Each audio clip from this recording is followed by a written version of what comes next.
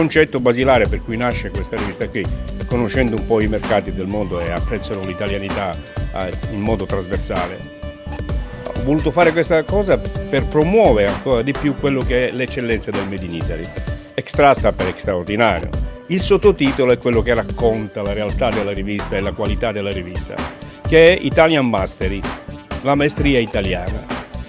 Esiste il lusso, ma il lusso generico che possono apprezzare gli arabi o i russi o anche gli americani a volte, no? Il lusso ridondante, il lusso sfarzoso, non è più nostro.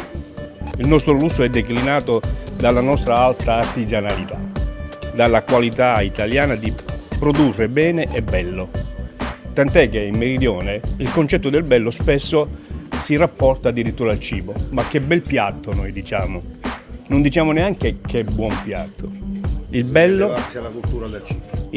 è sempre imperante, perciò questa rivista qui in modo trasversale, dal design, alle auto, al cibo in modo particolare, alla moda, racconta quello che sono le straordinarietà del Made in Italy, compreso anche il discorso dell'hospitality.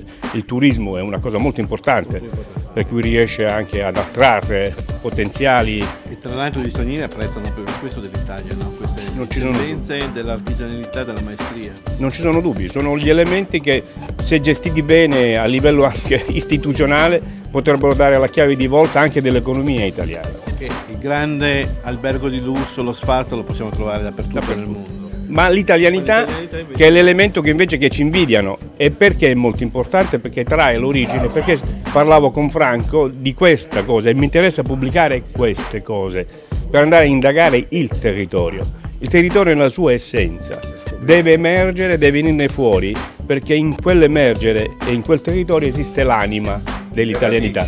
La radice è l'anima dell'italianità, tutto possono copiare tranne l'anima e noi dobbiamo portare avanti questo discorso qui. Qui vedo elementi che rappresentano un po' questo concetto, perché c'è alta qualità. Siamo a Venezia, siamo anche alle porte della Biennale di Architettura quest'anno. Non ci sono dubbi, è un altro elemento, la Biennale noi la gestiamo benissimo, perché fra l'altro oltre alle riviste, questa di cui stavo parlando prima, il nostro core business più importante è proprio quello del progetto. Noi abbiamo riviste di design e di architettura, per cui noi siamo di casa alla Biennale, continuiamo costantemente a monitorare e a divulgarla nel mondo, portando qui fior di studi di architettura più conosciuti del mondo, li portiamo qui a Venezia. Venezia per noi è il fiore all'occhiello della nostra italianità. Il nostro biglietto da visita, come si dà il biglietto da visita? Noi diamo Venezia, diamo la Biennale, perché all'estero sono queste le cose che ci invidiano.